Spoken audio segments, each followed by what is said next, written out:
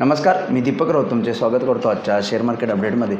आज मार्केटनं सुरुवात निगेटिव्ह केलेली गॅपडाऊन ओपनिंगसोबत ग्लोबल क्यूजच त्या पद्धतीनं खराब होते.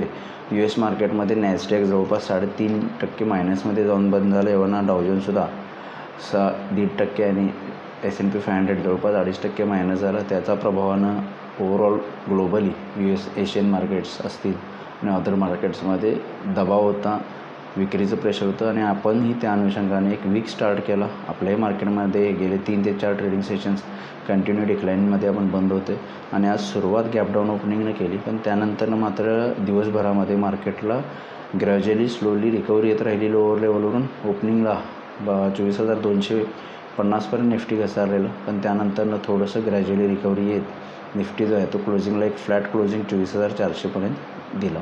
बँक निफ्टीमध्ये दबाव राहिला आणि बँक निफ्टी एंटायर निगेटिव्हमध्ये जवळपास 1% मायनस 400 पॉईंट मायनसमध्ये जाऊन क्लोज झाली. बाकी सेन्सेक्स निफ्टीमध्ये आपल्याला रिकव्हरी बघायला मिळाली. ओव्हरऑल सेटअप तोच आहे.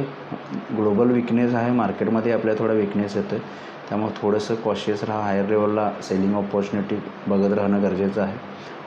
निफ्टीच्या लेवल्स काही चेंज नाही आहेत. 24,400च्या अभाव काल ज्या पद्धतीने 24,550 ते 600 सेम रेजिस्टन्स आहे. 24,000च्या वर 24,550 600, 24,400च्या खाली 24,300पर्यंत निफ्टी येऊ शकता. बँक निफ्टीमध्ये 50,500 लोअर लेवलला सपोर्ट आहे. हायर लेवलला 51,000च्या वरती गेला तर 51,300पर्यंत जाऊ शकतो.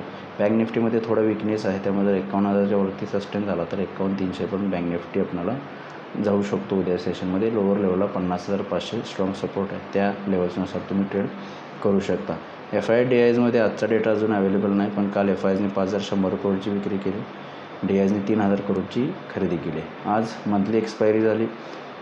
उद्यापासून नवीन सिरीज चालू होणार, त्यामुळं अजून डेटा मला वाटतं FIचा यायला वेळ लागेल. आज NSEमध्ये 1,138 शेअर्स वाढले, त्या बाजूला 1,200 शेअर्स पडलेले आहेत. निफ्टीमध्ये 22 शेअर्स वाढले, त्या बाजूला 28 शेअर्स पडलेले आहेत. ओव्हरऑल पडणाऱ्या सेक्टरची शेअरची संख्या जास्त आहे. बँकिंग सेक्टर जास्त पडलं, त्यासोबत मेटल. बँकिंग सेक्टरमध्ये ॲक्सिस बँकेचे रिझल्ट्स आले जे थोडे अपेक्षेपेक्षा खराब. प्रोव्हिजनिंग वाढले, त्यामुळे असेट क्वालिटी थोडी खराब झाली. या अनुषंगानं ॲक्सिस बँक 5 ते 6% मायनसमध्ये जाऊन बंद झाला आणि त्याचा प्रभाव अदर बँकिंग स्टॉक्सवर झाला, त्यामुळे बँक निफ्टी डाऊन राहिली. त्या पाठोपाठ मेटल सेक्टरवर दबाव बघायला मिळाला. बाकी फार्मा, ऑटो आणि ऑइल अँड गॅसमध्ये एक बाईंग बघायला मिळाले. ग्लोबल मार्केटमध्ये विकनेस कंटिन्यूज आहे. युरोपियन मार्केट जवळपास 1.5 ते 2% मायनस आहेत. डाव फ्युचरसुद्धा जवळपास आता 100 पॉईंट मायनस आहे. त्यामुळे ओव्हरऑल US आणि युरोपियन मार्केट्समध्ये विकनेस आहे.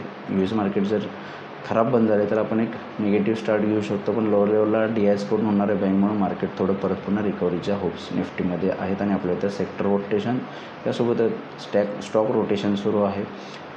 एक शेअर हेवीवेट्स वाढतो, एक पडतो, त्यामुळे इंडेक्स लेवल मेंटेन राहते आणि मला वाटतं ते कंटिन्यू राहील. तर बघूया उद्या मार्केट्स कशा पद्धतीने बिहेव होते. माझा व्हिडिओ ऐकला त्याबद्दल धन्यवाद. माझा व्हिडिओ जास्तीत लाईक करा, शेअर करा, माझ्या चॅनल सबस्क्राईब करून डेली अपडेटसाठी बेल आयकॉनला क्लिक करा.